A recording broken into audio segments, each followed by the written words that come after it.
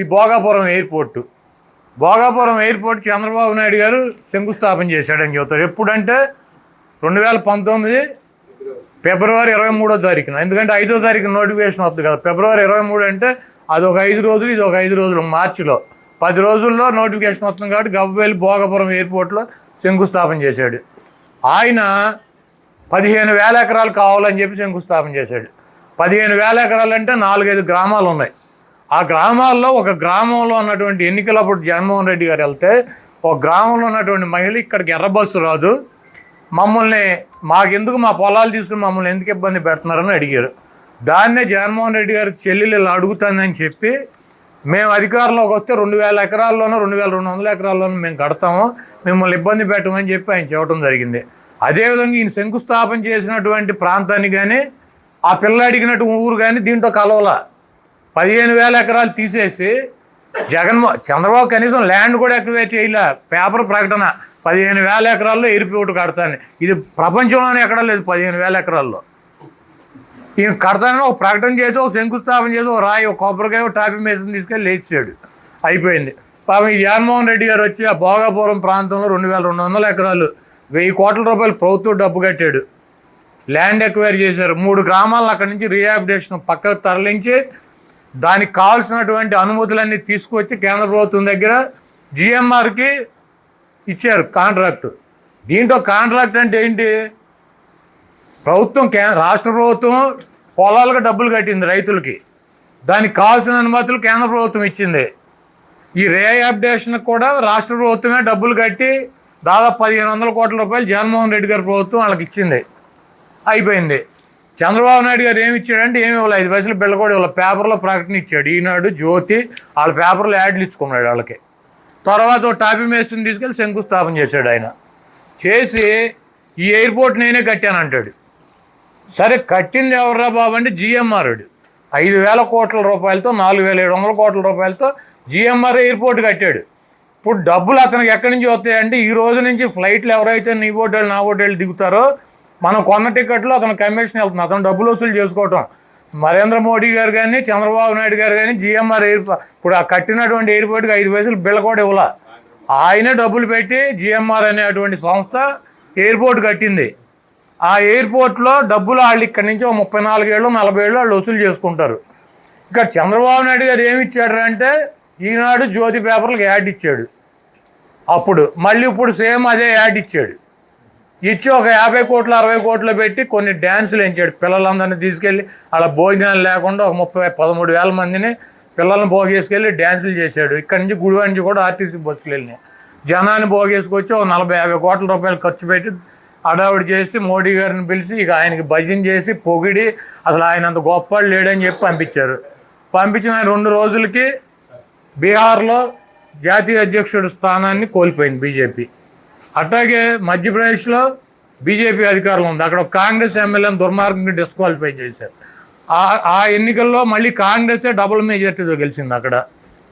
అదేవిధంగా గుజరాత్లో కూడా 1,00,000 ఓట్ల మెజార్టీతో గెలిచినటువంటి సీటు 29,000 మెజార్టీకి వచ్చింది. ఎంఎస్ రాజు ఆయనతో మాట్లాడిచ్చారు. ఇక్కడ వరల్ రాజాతో మాట్లాడిచ్చారు. మళ్ళీ ఎంఆర్పిఎస్తో మాట్లాడిచ్చారు. మళ్ళీ 4వది నిన్న ఆ అమ్మాయితో సేమ్ విరూపాక్ష మీద కూడా మళ్ళీ అదే కులం మాదిగా అని చెప్పి పేరు పెట్టి మాట్లాడిస్తున్నారు. అంటే దీంట్లో కులాల మధ్య చిచ్చు పెడతాకి ప్రయత్నిస్తున్నటువంటి రాజకీయ పార్టీ ఏది? ఒకసారి కాదు, ఒకసారి అవ్వాల సక్సెస్, రెండోసారి అవ్వాల, మూడోసారి అవ్వాల, 4వసారి అవ్వాల, ట్రై చేస్తూనే ఉంటారు దాని మీద. కాబట్టి ఈ రాష్ట్రంలో ఉన్నటువంటి ఎస్సీలు కానీ బీసీలు కానీ ఓసీలు కానీ ఈ కులాల మధ్య కుంపటి పెట్టేటువంటి పార్టీనే తెలుగుదేశం పార్టీ. కాబట్టి అందరూ కూడా అప్రమత్తంగా ఉండండి. ఇప్పుడు ఎవడో రేపు నా మీదకి వచ్చారే నువ్వు మగాడు అయితేనో, నీకు అది ఉంటేనో, నీకు ఇది ఉంటేనో, నేను ఈ కులంలో పుట్టాను నువ్వు ఆ కులంలో పుడితే రమ్మంటే మనం రెచ్చిపోవాల్సిన అవసరం లేదు. దీని వెనకాల డెఫినెట్గా మాస్టర్ మైండ్ చంద్రబాబు గారు ఉంటాడు.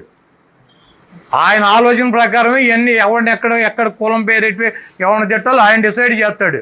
ఆయన డిసైడ్ చేయగానే నీకు ఎమ్మటే మనం ఏమన్నా రెచ్చిపోయి కనుక మనం మాట్లాడామనుకో ఎమ్మటే మా ఏబిఎన్ TV5 వీళ్ళు ఆల్రెడీ రికార్డింగ్ వర్షన్ పెట్టేసుకుంటారు.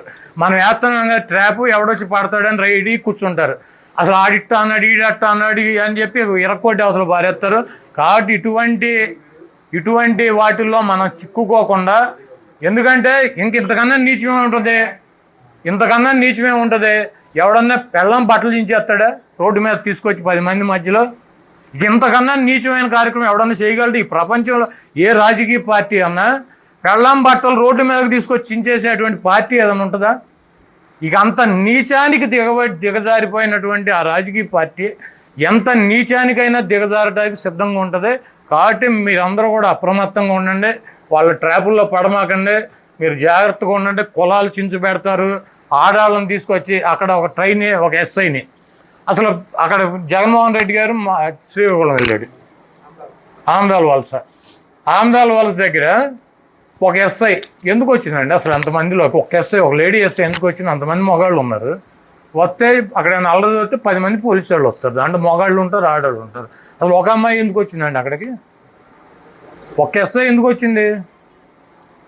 ఆ వచ్చిన అమ్మాయిని అమ్మ నువ్వు పక్కన వెళ్ళిపో, నీకు ఆరోగ్యం బాగాలేదు కంటే వీళ్ళందరి మీద ఒక 21 మంది మీద కేసులు పెట్టారు. ఆ 21 మందిలో ఒక 4 ఒకడేం పంజాబ్లో వాళ్ళ అబ్బాయికి సీటు డబ్బులు కడతాకి వెళ్ళాడంట. అక్కడ డాన్వేషన్ అక్కడ ఉన్నాడు పంజాబ్ నుంచి.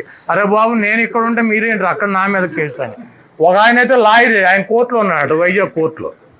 ఆయన కోర్టులో వాయిదా ఉంది, జడ్జి గారి ముందు ఉంది, ఆయన మీద పెట్టేశారు కేసు. కాబట్టి ఎంత నీచానికైనా ట్రాప్ చేయడానికి భార్యలను వాడతారు, పోలీస్ డిపార్ట్మెంట్ను వాడతారు. ఇక అంటే పోలీసులు అంటే మనమేమో కూడా మనకు రక్షణగా ఉంటే వాళ్ళు వచ్చారు ఆఖరికి ఫైనల్గా ఏంటంటే వాళ్ళ బట్టలు ఆలోచించుకుని మన మీద పెడతారు. కాబట్టి అసలు ఎవరిని నమ్మేటువంటి పరిస్థితి లేదు. చాలా అప్రమత్తంగా ఉండండి, జాగ్రత్తగా ఉండండి. అయినా కూడా కొన్ని తప్పవు, వెళ్ళొద్దాము. రేపు జరగబోయేటువంటి మున్సిపల్ ఎన్నికల్లో కానీ, జిల్లా పరిషత్తులో కానీ, మండల పరిషత్ ఎన్నికల్లో కానీ మన పార్టీ చేసినటువంటి కార్యక్రమాలని, తెలుగుదేశం పార్టీ కూటమి ప్రభుత్వం ఇచ్చినటువంటి వాగ్దానాలని, వాళ్ళు చేసినటువంటి మోసాలని కూడా అన్నింటినీ కూడా ప్రజల దృష్టికి తీసుకెళ్ళి డెఫినెట్గా వైఎస్ఆర్ కాంగ్రెస్ పార్టీ అభ్యర్థులను గెలిపిస్తాక మనం అందరం కలిసి పనిచేద్దాం. వచ్చిందని సృష్టిస్తున్నారు, సరే ఓకే, అది ఎందుకు వచ్చిందో సరే. దాని తర్వాత మరుసటి రోజు మన పామర్ కాన్స్టిట్యున్సీలో కుమార్ రాజా అనిల్ని, అరే చెప్పు తీసి కొడతా నా కొడక, నీకు దమ్ముంటారా అని చెప్పి ఈయన తిడుతున్నాడు. ఇదేంటి ఎంఎస్ రాజు ఈయన ఒకటే సేమ్, ఇక్కడేమో అనిల్ ఏమో మాల, అక్కడేమో రెడ్డి, కులాల పేరు ఎత్తుకే ఎందుకు తిడుతున్నారు? ఇది 2వ రోజు. సరే అయిపోయినాక 4 రోజులకి ఎవరో ఒక అమ్మాయి గుంటూరులో బట్టలు కూడా తీశారు తెలుగుదేశం పార్టీ కార్యకర్తలు. దాని మీద అక్కడ ఉన్నటువంటి లోకల్గా ఉన్నటువంటి అంబటి రాంబాబు హోమ్ మినిస్టర్ని రాజీనామా చేయాలన్నాడు. నువ్వు ఒక ఆడదాని అయి ఉండి ఒక ఆడపిల్ల బట్టలు కూడా తెస్తే సిగ్గు లేకుండా ఇంకా ఆ పదవుల్లోనూ రాజీనామా చేయాలన్నాడు. అనగానే ఎంఆర్పిఎస్ అని బోర్డులు పెట్టి అంబటి రాంబాబుని తిడుతున్నారు, నీకు దమ్ముంటారా నిన్ను వేసేస్తాం పొడి చేస్తాం అని. సేమ్ అనంతపూరు, పామరు, గుంటూరు అయిపోయినాక నిన్న ఈ విరూపాక్ష కేసులో ఎవరైతే భర్త బట్టలు చించేశాడో ఆ అమ్మాయి నిన్న మాట్లాడుతాను సోషల్ మీడియాలో నేను చూసా. ఏమంటుంది? నన్ను మాదిగా అని చెప్పి కులం పేరు పెట్టి తిట్టాడు విరూపాక్ష అని చెప్పుద్ది. సేమ్ 4 అనంతపూర్లో ఎంఎస్ రాజు